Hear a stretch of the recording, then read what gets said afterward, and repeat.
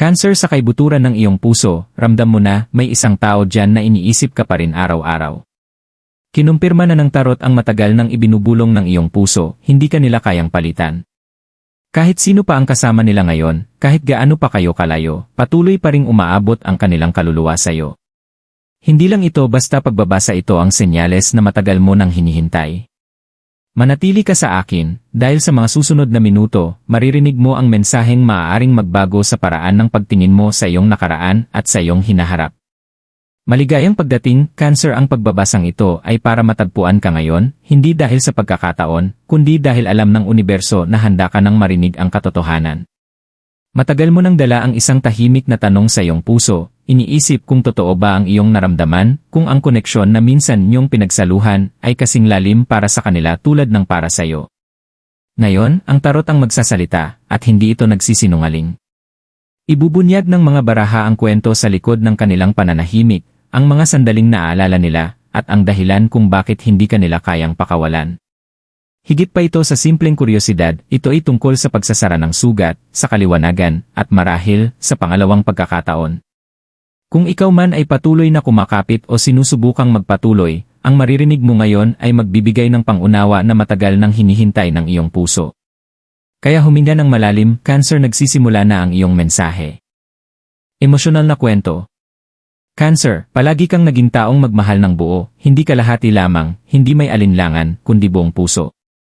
Kapag ibinibigay mo ang iyong oras, tiwala, at pagmamahal, buong pagkatao mo ang iniaalay mo. Kaya naman kapag may nabuo kang koneksyon, hindi ito basta-basta. Ito ay kaluluwang magkadikit.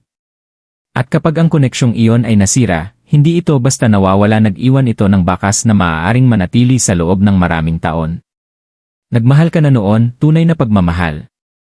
Iyong klaseng pag-ibig na kayang baguhin ka. Iyong klaseng pag-ibig na nagpapakita sa iyo ng ibang kulay ng mundo. Maaaring nagtawanan kayo hanggang sumakit ang pisngi niyo. Maaaring may mga tahimik na sandali kayong pinagsaluhan kung saan hindi na kailangan ng salita, dahil ramdam ninyo ang damdamin ng isa't isa kahit walang binibigkas. Alam mo ang kanilang mga nakasanayan, ang kanilang mga muod, ang paraan ng pagtingin nila sa iyo kapag akala nila'y hindi ka nakatingin. Ngunit sa paglipas ng panahon may nagbago. Maaaring dahil sa mga hindi pagkakaunawaan, sa direksyong tinahak ng buhay, o sa mga desisyong hindi na mababawi. At kahit sila ang lumayo, o ikaw ang kinailangang bumitaw, naroon pa rin ang kanilang presensya, parang aninong hindi nawala. May mga panahon na naisip mo kung iniisip ka pa ba nila. Madali ba silang nakalimot? Nakahanap na ba sila ng kapalit? Sinabi ng puso mo ang totoo, ngunit sinubukan itong patahimikin ng isipan mo. Sapagkat ang pag-amin na may nararamdaman pa rin sila ay mangangahulugang pagbubukas muli ng mga sugat na matagal mo nang sinusubukang paghilumin.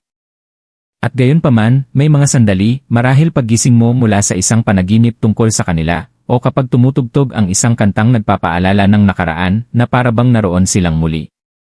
Sa mga sandaling iyon, dama mo may koneksyon pa ring hindi namamatay. Ito ang katotohanan tungkol sa iyo, Cancer. Kapag nagmahal ka, iniiwan mo ang bahagi ng sarili mo sa buhay ng taong iyon. At hindi lahat kayang mawala ang ganong klaseng pag-ibig.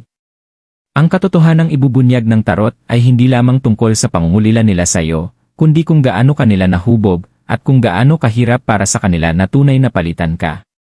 Ngayon, hindi lang natin binubuksan ang alaala. Bubuksan natin ang pinto patungo sa kanilang iniisip, nararamdaman, at sa mga senyales na inilalagay ng universo sa iyong landas. Malalaman mo kung bakit ang ugnayang minsan ay pinanghawakan mo ay hindi kailanman itinakdang maglaho at kung bakit buhay pa rin ito hanggang ngayon. Pagbubunyag ng baraha, bahagi 1, ang nakaraan. Habang inihahalo ko ang mga baraha, Cancer, dama ko na ang bigat ng iyong kwento sa hangin. Mabigat ang mga baraha ngayon, na para bang hindi lamang mga simbolo ang dala nila, kundi mga damdamin, alaala, at mga katotohanang hindi nabibigkas. Ang unang barahang nagpakita ay ang 6 of Cups. Hindi ito basta-bastang labas. Ang barahang ito ay nagsasalita ng nostalgia, ng matatamis na alaala, at ng hindi matatawarang ugnayan ng dalawang kaluluwang minsang naging tahanan para sa isa't isa. Kapag lumabas ang barahang ito, sinasabi ng universo, hindi pa tapos ang nakaraan sa pakikipag-usap sa iyo. Ang 6 of Cups ay punang damdamin. Karaniwan itong nagpapakita ng dalawang figura na nagpapalitan ng kopa na may mga bulaklak, tanda ng kabutihan, inosensya, at dalisay na pagmamahalan. Sa iyong kwento, direktang itinuturo ng barahang ito ang panahong magaan ang lahat sa pagitan mo at ng taong ito. Walang pagpapanggap, walang maskara. Puro totoo, hilaw at taos-pusong koneksyon lamang. Noon, ligtas ang pakiramdam ng taong ito sa piling mo. Naibubukas nila ang malambot na bahagi ng kanilang pagkatao, ang bahaging hindi nila basta pinapakita sa mundo. At kahit lumipas na ang panahon, nananatili pa rin ang pakiramdam na yon. Hindi ito alaala na basta nalulusaw gaya ng usok. Hindi ito ay alaala na nakaukit mismo sa kaluluwa. Ipinapahiwatig din ng Six of Cups na madalas nilang balik-balikan sa isipan ang ilang partikular na sandali, marahil ang unang beses na naunawaan nilang mahal ka nila, o ang paraan ng pagdamay mo noong tila sobrang bigat ng buhay. Naaalala nila ang tunog ng iyong tawa, ang ginhawa sa iyong tinig, at ang paraan ng iyong pag-intindi kahit walang paliwanag. Ngunit heto ang mas malalim na katotohanan, hindi lilitaw ang barahang ito kung patay na ang mga damdamin mula sa panahong iyon. Kahit sinubukan na nilang ibaon, kahit kumbinsido na sila na magpatuloy sa buhay, dala pa rin ng kanilang puso ang bakas mo. At dahil doon, walang sinuman ang tunay na nakapantay sa'yo. May isa pang bulong ang barahang ito, isang katotohanang marahil ay naramdaman mo na sa iyong buto. Noon, baka hindi nila alam kung gaano ka pambihira magmahal. Maaaring inakala nilang kaya nilang hanapin muli ang pag-ibig na tulad ng sayo. Ngunit may paraan ng buhay upang patunayang mali ang ganitong akala. At ngayon, sa bawat paglipas ng taon, lalong lumilinaw at nagiging mahalaga ang alaala mo at mas mahirap itong baliwalain. Para sayo, Cancer, ang Six of Cups ay hindi lamang paglingon sa nakaraan. Paalala rin ito na ang pag-ibig na ibinigay mo ay dalisay, at dahil dalisay, nag-iwan ito ng permanenteng marka. Kaya't hindi ka nila mapalitan. Ang ugnayan inyo ay hindi itinayo sa kaginhawahan o panlabas na atraksyon. Itinayo ito sa mas malalim na pundasyon, isang bagay na kahit ang panahon at distansya ay hindi mabubura. Kaya habang nagpapatuloy tayo sa pagbabasang ito, tandaan mo ito, may kapangyarihan pa rin ang nakaraan. Hindi para ikulong ka, kundi para ipaalala sa iyo na totoo ang iyong naramdaman at na ito ay buhay pa rin sa kanilang puso hanggang ngayon. Pagbubunyag ng baraha, bahagi 2, ang kasalukuyan. Cancer, habang inilalapag ko ang susunod na baraha sa mesa, nagbabago ang enerhiya.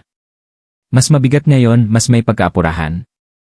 Ang ikalawang barahang lumitaw ay ang Five of Pentacles, isang baraha ng pananabik, emosyonal na lamig, at pakiramdam na tila iniwan sa gitna ng lamig. Sa kasalukuyan, naglalakbay ang taong ito sa buhay na may dalang kawalan na hindi nila lubos maipaliwanag. Sa paningin ng iba, mukhang ayos lang sila, nakangiti sa mga larawan, pumapasok sa trabaho, marahil ay may kasamang bagong tao. Ngunit hindi panlabas na anyo ang binabasa ng tarot. Tinitingnan nito ang nangyayari sa ilalim ng lahat. At sa ilalim, sila ay sugatan. Karaniwan, inilalarawan ng Five of Pentacles ang dalawang figura sa gitna ng nyebe, dumaraan sa tapat ng maliwanag na ilaw mula sa loob ng simbahan. Sinasabi ng imaheng ito na pakiramdam ng taong ito ay nawala sa kanila ang isang bagay na sagrado, isang bagay na minsang nagbigay sa kanila ng kabuuan. At alam nila ng eksakto kung ano yon, ikaw. Maaaring inakala nilang kaya kanilang palitan, na ang paglimot ay kasing simple ng makilala ang bagong tao. Ngunit ang natutunan nila, at kinukumpirma ng barahang ito, ay ang pag-ibig na katulad ng sayo, ay hindi nangyayari ng 2 beses sa isang buhay. Hindi mo lang sila binigyan ng pagmamahal, binigyan mo sila ng ginhawa, katatagan, at malalim na emosyonal na kaligtasan na wala pang ibang nakapantay. Sa ngayon, tahimik silang nakikipaglaban sa kanilang sarili. Sinasabi ng kanilang pride na magpatuloy lang, magpanggap na nakapag-adjust na sila. Ngunit paulit-ulit silang hinihila pabalik ng kanilang puso sa iyo, ipinapaalala ang mga sandaling hindi nila muling magagawa. Hindi lang ito simpleng nostalgia, ito ay pagkilala na nawala sa kanila ang isang bagay na baka hindi na muling matagpuan. Ang Five of Pentacles ay nagsasalita rin ng emosyonal na pag-iisa. Kahit napapalibutan sila ng mga tao, dama pa rin nila ang isang uri ng kalungkutan. Ito ay kalungkutan na dulot ng pangungulila sa isang partikular na kaluluwa, hindi lang sa presensya ng tao. Ito ang dahilan kung bakit paminsan-minsan ay nararamdaman mo pa rin ang kanilang enerhiya, isang biglaang bugso ng emosyon, isang di inaasahang panaginip tungkol sa kanila, o isang pisikal na pagkabalisa na hindi mo maipaliwanag. Dahil umaabot sa iyo ang kanilang mga iniisip. May pahiwatig din dito na matagal ka na nilang minamasdan mula sa malayo. Marahil ay hindi sa lantad na paraan, ngunit patuloy silang nagbabantay, tinitingnan ang iyong social media profile, nakikinig sa balita tungkol sa iyo mula sa mga kaibigan, o simpleng nakikinig kapag nababanggit ang pangalan mo. Bawat maliit na piraso ng impormasyon tungkol sa iyo ay parang apoy na pinanghahawakan nila sa lamig. Cancer, kinukumpirma ng barahang ito na tama ang iyong pakiramdam. Hindi ka pa rin nila tuluyang binitawan. Hindi nila kaya. At hindi dahil hindi sila nagsumikap, kundi dahil imposibleng palitan ang enerhiyang dinala mo sa kanilang buhay. Habang lumilipat tayo sa susunod na baraha, lilipat din ang focus mula sa nararamdaman nila ngayon, tungo sa kung ano ang naghihintay sa hinaharap, ang mga desisyong kanilang gagawin, ang mga galaw na ginagabayan ng universo, at kung may isa pang kabanata pa bang naghihintay na isulat sa koneksyong ito. Pagbubunyag ng baraha, bahagi 3, ang hinaharap. Cancer, kakaiba ang pakiramdam ng ikatlong baraha, habang hawak ko ito, mainit, matatag, at tila tumitibok sa pananabik. Nang ito'y aking baliktarin, naging malinaw ang mensahe. Ang barahang lumitaw ay ang Two of Cups, isa sa pinakamakapangyarihang simbolo ng pagkakaisa, kapwa pagmamahal, at emosyonal na pagkakasundo. Hindi ito basta-bastang baraha. Ang Two of Cups ay nagsasalita ng ugnayang nakaligtas sa mga pagsubok, distansya, at paglipas ng panahon. Ito ang larawan ng dalawang kaluluwang nagtatagpo, na hindi lamang pagmamahal ang iniaalok sa isa't isa, kundi pati pag-unawa. Sa posisyon ng hinaharap, sinasabi ng barahang ito, hindi pa tapos ang kwentong ito. Ang nakatakda ay hindi basta't samba lamang. Ito ay isang sandali ng alignment kung kailan magtatagpo ang tamang pagkakataon, tiempo, at kahandaang emosyonal. Para sa ilan, maaaring ito ay isang tunay na muling pagkikita, isang pag-uusap na magsisimula sa mainat na salita at magtatapos sa luha ng ginhawa. Para naman sa iba, maaaring ito ay tahimik ngunit makapangyarihang pag-amin mula sa taong ito na, kahit saan man siya dalhin ng buhay, palagi kang may sagradong puwang sa kanyang puso. Ang Two of Cups ay sumisimbolo rin ng kaliwanagang emosyonal. Sa hinaharap, makikita ng taong ito, marahil ng mas malinaw kaysa dati, kung bakit hindi ka nila kailanman napalitan. Mauunawaan nila na ang pinagsamahan nyo ay hindi lamang basta chemistry o pagkakataon. Ito ay tunay na pagkikita ng mga kaluluwa. At gugustuhin nilang parangalan iyon, maaaring sa pamamagitan ng muling pakikipag-ugnayan, ng paghingi ng tawad, o ng pagbibigay sa iyo ng katotohanang matagal na nilang kinikimkim. Kasabay nito, may pagbabagong emosyonal ding darating para sa iyo, Cancer. Hindi lamang ito tungkol sa kanila na lalapit muli, ito rin ay tungkol sa desisyon mo kung ano ang gagawin mo sa enerhiyang iyon. Sa oras na dumating ang sandaling ito, maaaring napagaling mo na ang mga sugat sa iyong puso na minsang umasa sa kanilang pagbabalik. Maaari mo itong harapin mula sa isang lugar ng lakas, pipiliin lamang ang pagmamahal kung ito'y tunay na para sa ikabubuti mo. Gayunpaman, hindi maitatanggi ang pag-asang dala ng hinaharap na ipinapakita rito. Ang mga kopa sa barahang ito ay hindi walang laman, puno ang mga ito. Puno ng pinagsaluhang kasaysayan, ng damdaming kailanman ay hindi tuluyang namatay, at ng posibilidad na muling bumuo mula sa mga nawala. Para sa ilan, ang muling pagkakaugnay na ito ay magbubukas ng bagong kabanata ng magkasama. Para naman sa iba, maaari itong maging pagsasara ng kwento na magpapalaya sa iyo ng tuluyan. Ngunit alinman sa dalawang ito ay magiging sandaling magpapatibay sa iyong halaga at sa katotohanang alam mo na noon pa, hindi ka kailanman mapapalitan. Hindi ipinapangako ng tarot ang pagiging perpekto o madaling landas sa hinaharap.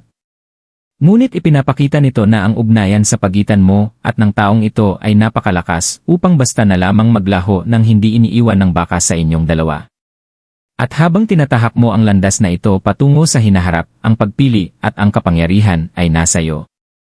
Cancer, habang humahakbang tayo palayo mula sa bawat partikular na baraha at tinitingnan ang kabuuan ng pagbasa, isang mas malaking katotohanan ang lumilitaw. Higit pa ito sa kwentong tungkol sa isang taong hindi ka mapalitan. Ito ay kwentong tungkol sa pambihirang uri ng pag-ibig at enerhiya na dinadala mo sa buhay ng mga tao, at sa paraan ng universo na ipinaalala sa iyo ang sarili mong halaga. Ipinakita ng Six of Cups ang nakaraan, ang inosensya, ang malalim na ugnayan, at ang ginhawang ibinigay mo. Ibinunyag ng Five of Pentacles ang kasalukuyan, ang kanilang pananabik, ang tahimik na kalungkutan, at ang lamig na nadarama nila nang wala ang iyong init. At pinailawan ng Two of Cups ang daan patungo sa hinaharap, ang posibilidad ng muling pagkakaugnay, pag-unawa, at kapwa pagkilala sa pag-ibig na patuloy na nananatili. Malinaw ang mensahe ng Espiritu, hindi ka basta nawawala sa alaala. Hindi ka mapapalitan dahil ang iyong pagmamahal ay pambihira, malalim, at makapagbabago ng buhay. At nais ng universo na dalhin mo ang katotohanang ito pasulong, hindi bilang pasanin, kundi bilang korona. Ngunit hindi lamang ito tungkol sa kanila. Ito ay tungkol sa iyo. Hinihiling ng tarot na parangalan mo ang iyong puso, pagkatiwalaan ang iyong intuisyon, at kilalanin na ang iyong halaga ay hindi nakabatay sa pagbabalik nila o hindi. Ang kawalan nila ng kakayahan na palitan ka ay salamin ng iyong lakas at pagiging totoo, hindi isang pagpapatunay na kailangan mo upang mabuhay. Nais ding ipaalam sa iyo ng Espiritu na ang koneksyong ito, gaano man ka-powerful, ay mailayunin na lampas sa pag-ibigan. Tinuruan ka nitong maging mapagpasensya, maunawain, at kung paano kayang baguhin ng pag-ibig ang buhay ng isang tao. Ang mga aral na ito ay mga binhi na mamumulaklak sa mga darating mong relasyon, maging sa taong ito o sa isang ganap na bago. Papasok ka sa panahong ang kaliwanagang emosyonal ang magiging pinakamalakas mong kakampi. Habang mas tumatayo ka sa iyong katotohanan, mas maaakit mo ang uri ng pag-ibig at enerhiyang kaayon nito. Napatunayan mo nang kaya mong magmahal ng buo. Ngayon, panahon na para hayaang bumalik sa iyo ang pagmamahal na iyon, pinarami, malusog, at nakaayon sa paglago ng iyong kaluluwa. Cancer, nakikita ng universo ang iyong puso. Alam nito ang lahat ng ibinigay mo. At handa na itong ibalik sa iyo sa paraang baka hindi mo inaasahan. Manatiling bukas. Manatiling may pag-asa. At tandaan, ang pag-ibig na tulad ng sayo ay nag-iwan ng bakas na hindi mabubura ng mundo. Cancer, habang isinasara natin ang pagbabasang ito, balikan natin ang katotohanang malinaw na ipinakita ng tarot, hindi ka nila mapalitan. Hindi dahil hindi sila nagsumikap, kundi dahil ang koneksyong pinagsaluhan nyo ay natatangi, ang uri ng koneksyon na nag-iwan ng permanenteng bakas sa kaluluwa. Nakita mo na ang nakaraan, kung saan ang pag-ibig ay dalisay at malalim. Nadama mo ang kasalukuyan, kung saan ang kawalan mo ay mabigat sa kanilang pananabik. At nasilip mo ang hinaharap kung saan naghihintay ang posibilidad, kaliwanagan, at emosyonal na katotohanan. Mabalik man ang taong ito sa iyong buhay o manatili bilang isang mahalagang alaala, tandaan mo na ang iyong halaga ay hindi nakabatay sa kanilang mga kilos. Buong-buo ka na. Sapat ka na. At may paraan ng universo upang dalhin sa iyo ang pag-ibig sa anumang anyo, sa mismong sandaling handa ka nang tanggapin ito. Kung tumagos sa puso mo ang pagbabasang ito, ipaalam mo sa akin sa comments sa pamamagitan ng pagbabahagi ng iyong zodiac sign at isang salitang naglalarawan ng iyong nararamdaman ngayon. I-like ang video na ito kung nakaresonate sa iyo, ibahagi ito sa taong nangangailangan ng mensaheng ito, at mag-subscribe para sa mas marami pang gabay mula sa tarot. Cancer, ang iyong kwento ay patuloy pang isinusulat.